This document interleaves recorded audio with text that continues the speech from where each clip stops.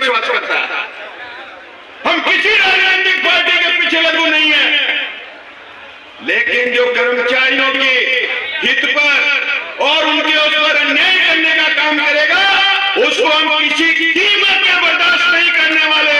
यह हम आपको बता देना चाहते हैं, विश्वास दिलाते हैं कि आप जो भी संघर्ष बनाएंगे, एनपीएस कोई भी आप संघर्ष बनाएंगे, WCRU कंधे से कंधा मिलाकर एकदम कंक्रीट सीमेंट की दीवार की तरह आपके पीछे खड़ा रहेगा, आपको हिलने नहीं देगा और ईंट का जवाब पत्थर से देने का काम करेगा।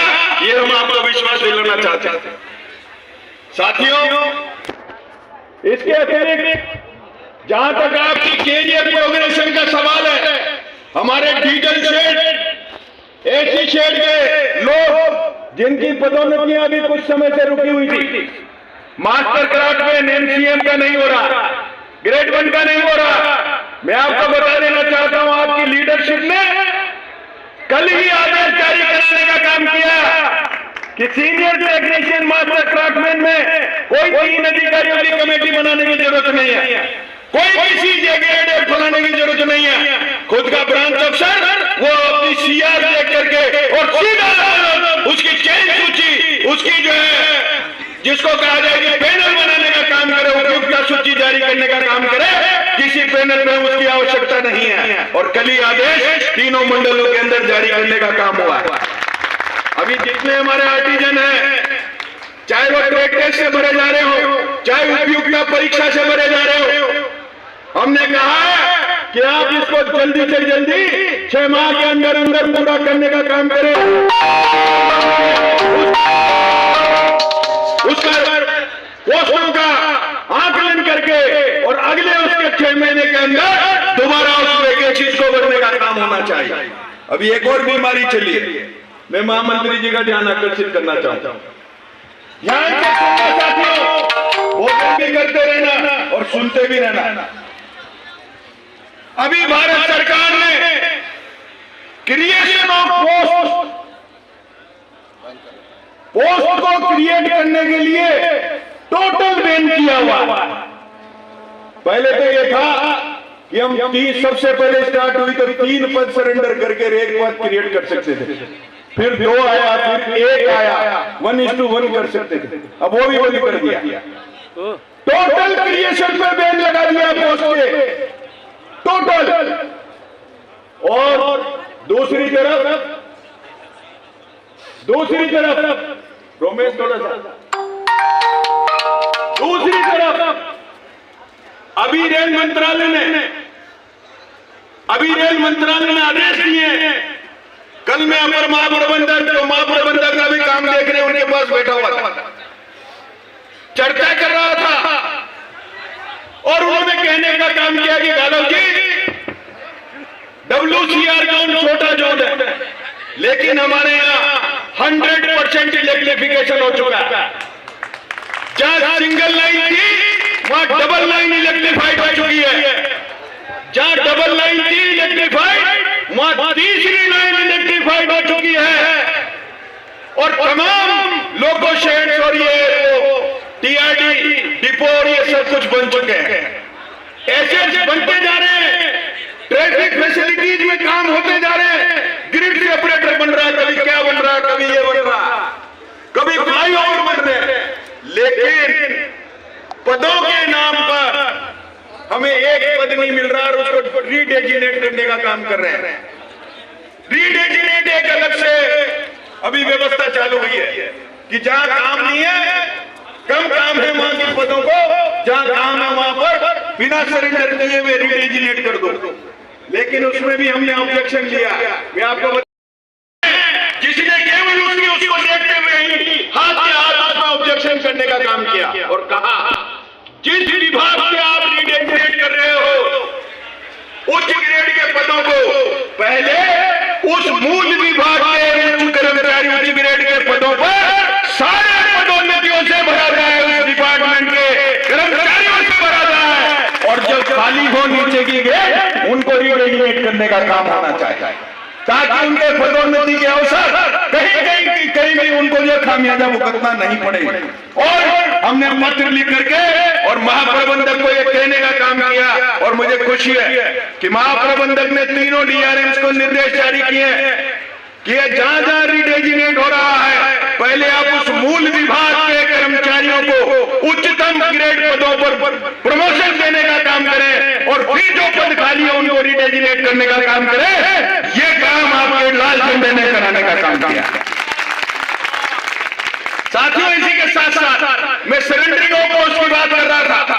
हमने कहा, जो कल महाप्रबंधक ने कहा, आप ध्यान से सुनिए प्लीज, ये दूसरी तरफ रिडेजिनेट की व्यवस्था चल रही है, और तीसरी तरफ अभी जो सरेंडरिंग ऑफ पोस्ट का कोटा था, वो आदेश आ गया है तमाम जोनल रेलवे में कि पहले साल में 1% पोस्ट सरेंडर करनी थी, उसको बढ़ा करके 2% कर दिया, उसको बढ़ा करके 2% कर दिया।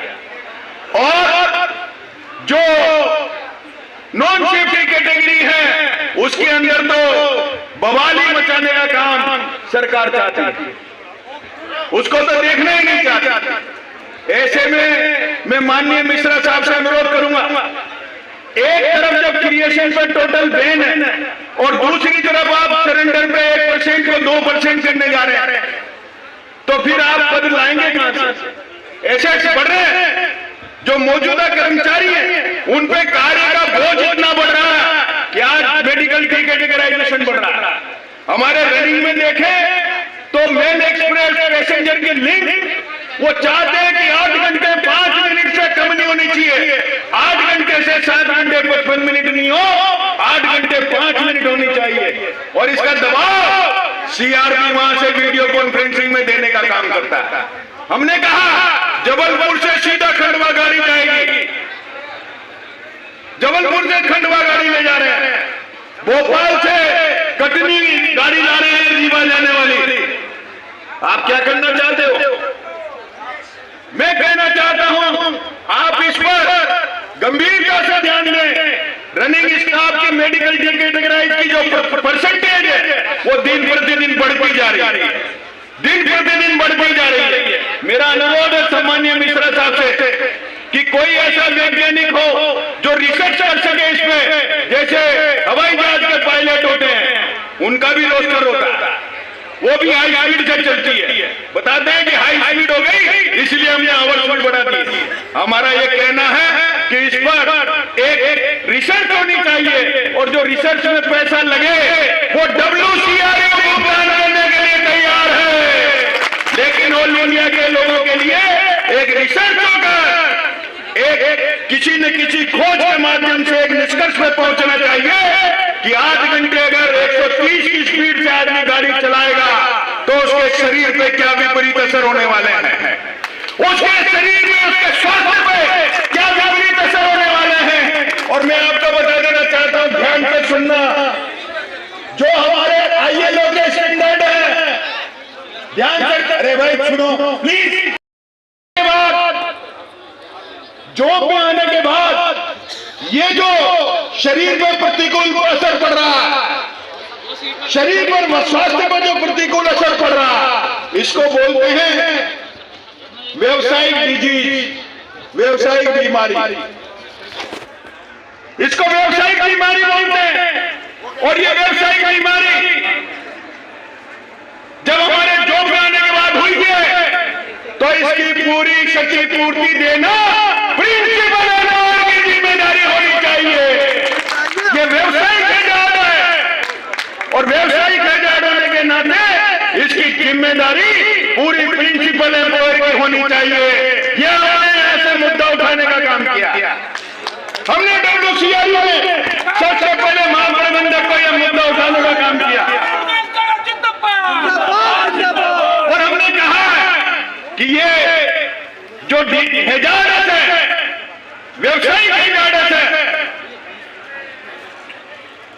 इसको निपटने के लिए रिसर्च के माध्यम से जो भी वो बताते हैं उसकी जो क्षति हो रही है स्वास्थ्य को, उसकी पूर्ति भी करने का काम प्रिंसिपल एम्प्लॉयर का होना चाहिए। और इस मुहिम को आप एक मुहिम बना करके जो भी इसमें आर्थिक खर्च आएगा, west central railway employees union पूर्ण रूप से भी इसको भुगतने के लिए तैयार है। इस पर कोई न कोई रिसर्च होकर के और ठीक ठाक मामला बनना चाहिए। और मैं आपसे ये भी कहना चाहता हूं, अभी हमने पीएनएम और इसके माध्यम से पॉइंट्समैन के senior pointsman nature of work same है, वहां का वहीं पदोन्नति होनी चाहिए और करवाने का काम किया, लेकर जारी कराने का काम किया पीएनएम के दिन। यही लाल झंडे ने गुड्स कार्ड से सीनियर गुड्स कार्ड 100% ट्रांसफर करते थे। हमने आदेश निकालने का काम किया कि कार्य की प्रकृति समान है, ये नहीं होना चाहिए, वहां का वहीं होना चाहिए। 99% जहां पर नेम नोटिंग है उनको छोड़ करके 100% लोगों को एजीएस बेसिस पर पदोन्नतियां दिलाने का काम इस लाल झंडे ने किया। मैं ट्रेडमैन भाइयों से कहना चाहता हूं, मैं ट्रेडमैन भाइयों से कहना चाहता हूं कि आपकी 12 किलोमीटर की ये नाइट पेट्रोलिंग शीतकालीन पूरे कोटा मंडल में चल रही है, पूरे भोपाल मंडल में चल रही है, जबलपुर मंडल में 4 एडीएन के पास चल रही है, अभी 2-3 एडीएन के पास नहीं चल रही। बदमाशी कर रहे हैं, बदमाशी कर रहे हैं। क्यों भाई तुलसी भाई, ये बदमाशी करने का काम कर रहे हैं।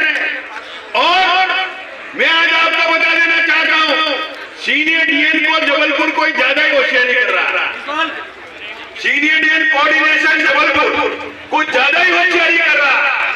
हमने पीसीडब्ल्यू को बोलने का काम किया, प्रिंसिपल चीफ इंजीनियर को बोलने का काम किया। और मैं आपको बता देना चाहता हूं कि ये वाला हफ्ता, ये हफ्ता 15 दिन हमारे अधिवेशन और इनमें सब में हम व्यस्त हैं। पूरी अधिवेशन से आने के बाद यदि ट्रेकमैन का 100% 12 किलोमीटर का बीट नहीं किया तो इसका जवाब पत्थर से इस टीआरएम ऑफिस में देने का काम होगा, ये मैं बता देना चाहता हूं।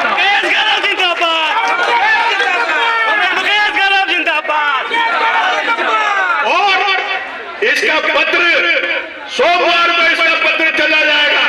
हम 2 या 3 दिसंबर के आसपास आएंगे वहां से वापस, और 2-3 दिसंबर का पत्र चला जाएगा कि 2-3 दिसंबर से पहले ये बचे हुए जो एडीएंस हैं उनके यहाँ 12 किलोमीटर की बीट हो जानी चाहिए, अन्यथा हम कोई भी 16 किलोमीटर नहीं चलेंगे। ये आपको बता देना चाहते हैं, नहीं चलेंगे। कोई भी दुर्घटना कुछ होती है तो उसकी जिम्मेदारी सीनियर डीएन कोऑर्डिनेशन की होगी, प्रिंसिपल चीफ इंजीनियर की होगी। तो आप इसके लिए कमर कस के तैयार हो जाइए, लड़ाई तो आपको लड़नी है, पीछे नहीं हटने वाली, चाहे कुछ भी हो जाए। ये मैं आपको बता देना चाहता हूं। मैं माननीय महामंत्री जी से कहना चाहूंगा कि हमने महाप्रबंधक जी को कहा कि यदि पोस्ट आपकी क्रिएट नहीं हो रही भारत सरकार से, टोटल बैन है और ये सरेंडर का आपका दुगना टारगेट आ गया, WCR में तीनों डिवीजन के अंदर, दोनों कारखानों के अंदर पोस्ट रीडेजिनेट करिए, क्योंकि हमारे यहां से आज भी 2000 से ज्यादा पोस्ट क्रिएशन के प्रस्ताव हैं। मैचिंग वैल्यू नहीं होने के कारण आज वो हमें पोस्ट क्रिएट नहीं हो पा रही, और इसीलिए महाप्रबंधक को हमने कहा है एक भी पोस्ट, ध्यान से सुनना, एक भी पोस्ट तीनों मंडलों में अगर आपने सरेंडर की तो फिर हम कुछ भी करने के लिए स्वतंत्र होंगे। ये ज्ञान खोल के सुन लीजिए।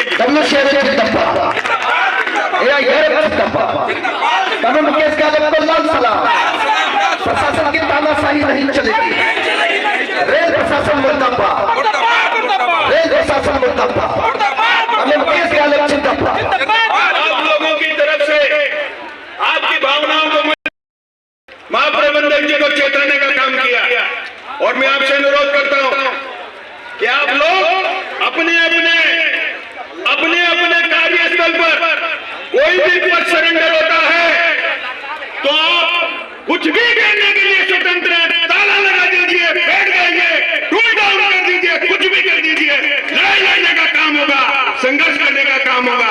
लेकिन इस तरह से खाली की शरीफ पूरी करने सरेंडर का दुगना टारगेट कर दो और वो पोस्ट सरेंडर करते जाओ, तो कहां जाएगा कैडर, कहां जाएगी कैडर स्ट्रेंथ? ये हमें मंजूर नहीं है। मैं महामंत्री जी से नम्र निवेदन करूंगा कि हमारे यहाँ कार्य का बोझ कर्मचारियों पर बहुत भयंकर है और उसको देखते हुए हालत खराब है। इस गंभीर प्रकृति को आप सीआरपी चेयरमैन